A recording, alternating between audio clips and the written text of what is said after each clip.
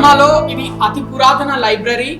తెలుగు వాళ్ళకి మాత్రమే ఉన్న లైబ్రరీ. ఒకటి ఏంటంటే వేరే భాషల వాళ్ళకి ఎవ్వరికి లేదు లైబ్రరీ. ఇక్కడ బర్మాలో రిజిస్ట్రేషన్ కూడా లేదు, కానీ తెలుగు వాళ్ళకి రిజిస్ట్రేషన్ ఉన్న లైబ్రరీ. ఇది చాలా పాత లైబ్రరీ, పురాతనమైన లైబ్రరీ. మనతో పాటు కళ్యాణ్ రావు గారు ఉన్నారు, 90 సంవత్సరాల పైన ఉంటారు. ఈ లైబ్రరీ గురించి మనకు ఆయన కూడా కొన్ని విషయాలు ఎక్స్ప్లెయిన్ చేస్తారు. ఈ పుస్తకాలు ఎప్పటికో చాలా పాత పుస్తకాలు ఉన్నట్టున్నాయి ఈ లైబ్రరీలో. కొన్ని పాతవి ఉన్నాయండి, కొన్ని కొత్తవి ఉన్నాయండి. ఓకే, మనకి స్వాతి గురించి తెలుసు కదా. ఒకప్పుడు స్వాతి చాలా పేరెంట్ స్వాతి, ఇది మ్యాగజైన్. ఇది స్వాతి ఏ డేట్ అప్పుడుదో ఇది చూద్దాం ఒకసారి. ఇక్కడ ఉంటుందండి డేట్ 90. ఇది చాలా పాతది ఇది. అలాగే ఇంకా చాలా పుస్తకాలు ఇక్కడ ఎప్పటివో పాత పాతవన్నీ. మన వేమన, అలాగే వీరేశలింగ కవి, అలాగే గురజాడ అప్పారావు వీళ్ళు రాసిన పుస్తకాలు. మీరు ఈ వర్డ్స్ చూస్తే తెలుస్తుంది. ఇది కార్తీక మహత్యము, చాలా పాత బుక్ ఇది. ఎప్పటియో రాతలు ఇవన్నీ. సో ఇలాంటివి ఎన్నో బుక్స్ ఇక్కడ ఈ పాత ఈ ఓల్డ్ లైబ్రరీలో అన్ని ఉన్నాయి.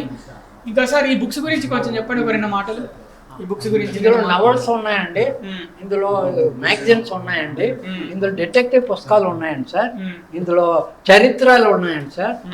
డిటెక్టివ్. ఓకే, ఇది డిటెక్టివ్. ఓకే, ఒకప్పుడు డిటెక్టివ్ ఇలాంటి బుక్స్ చదువుతారా? దీనికంటే మంచి కూడా ఉన్నాయి. అంటే అప్పుడు పాతయి. ఇది ఇవి నవల్స్ అండి. మరి ఇవి ఇది వచ్చి ఇది స్వాతి మ్యాగజైన్, అప్పుడు పాతవి. మరి ఇక్కడ వచ్చి దేవుడి పుస్తకాలు ఉన్నాయండి, చరిత్రలు ఉన్నాయండి. హిస్టరీ అంటే ఒకప్పుడు ఏం చేశారు అవన్నీ చరిత్రలు ఉన్నాయి. ఇవన్నీ చరిత్రలు. సో ఇవన్నీ హిస్టరీ, చరిత్రలో అప్పట్లో ఏం చేశారు. యుద్ధనపుడి సులోచన రాణి కీర్తి కిరీటాలు అంటే ఇది నవల. ఇది ఒక నవల. సో ఇలాంటి పాత పుస్తకాలు అంటే మనకు బర్మాలో ఎప్పటి నుంచి అంటే తెలుగు వాళ్ళు ఎప్పుడైతే ఇక్కడికి రావడం మొదలు పెట్టారో అప్పటి నుంచి అప్పుడు ఉన్న వాళ్ళు ఇక్కడ. అలాగే వేమన, గురజాడ అప్పారావు, వీరేశలింగం వీళ్ళందరూ, వీరేశలింగ కవి వీళ్ళందరూ ఇలాంటి వాళ్ళు ఎన్నో రాసిన పుస్తకాలు కూడా ఇక్కడ పాత ఈ లైబ్రరీ. 1926 లో ఈ లైబ్రరీ స్థాపించారంట. 1926 లో. ఇంకా మిగతా విషయాలు తెలుసుకుందాం. ఇక్కడ ఈ ఫొటోస్ లో అన్ని ఎవరైతే ఇక్కడ మెరిట్ స్కూల్లో మెరిట్ ఉంటారో వాళ్ళందరికీ బహుమతులు, సాంస్కృతిక కార్యక్రమాలు నిర్వహించి వాళ్ళందరికీ బహుమతులు ఇచ్చేవారు. ఫొటోస్ అన్ని అవి. ఇటు కూడా ఇవన్నీ ఈ గ్రంథాలయం, ఈ లైబ్రరీ ఏదైతే ఉందో ఈ లైబ్రరీ ఆధ్వర్యంలో ఇవన్నీ ఈ ఫొటోస్ ఏవైతున్నాయో ఈ కార్యక్రమాలు చేసిన కార్యక్రమాలు. మీరు ఇక్కడ రండి. ఇప్పుడు ఈ లైబ్రరీ చూడండి ఎంత పాత ఉందో. ది ఓల్డెస్ట్ చాలా పాత లైబ్రరీ ఇది బర్మాలోనే, మయన్మార్ లో. ఒక తెలుగు వాళ్ళకి మాత్రమే ఉంటుంది.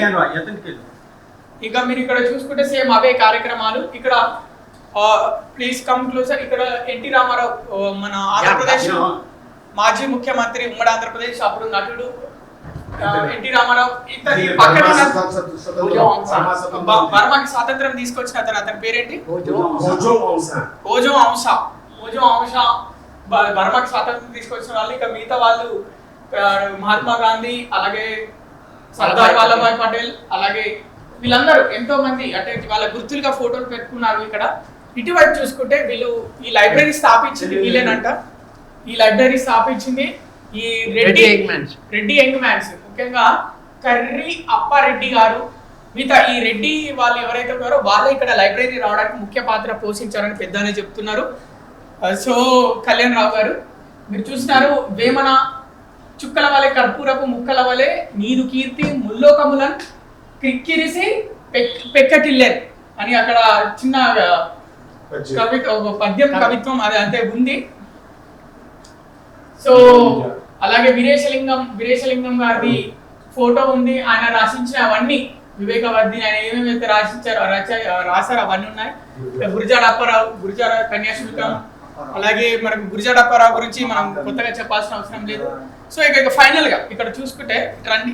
ఈ పాత లైబ్రరీలో ఈ గ్రంథాలయంలో వేమన యొక్క ఈ స్టాచ్యూ ఇది ఆయన గుర్తుగా వేమన గ్రంథాలయం కాబట్టి వేమన గుర్తుగా ఇది పెట్టడం జరిగింది ఇక్కడ ఆయన.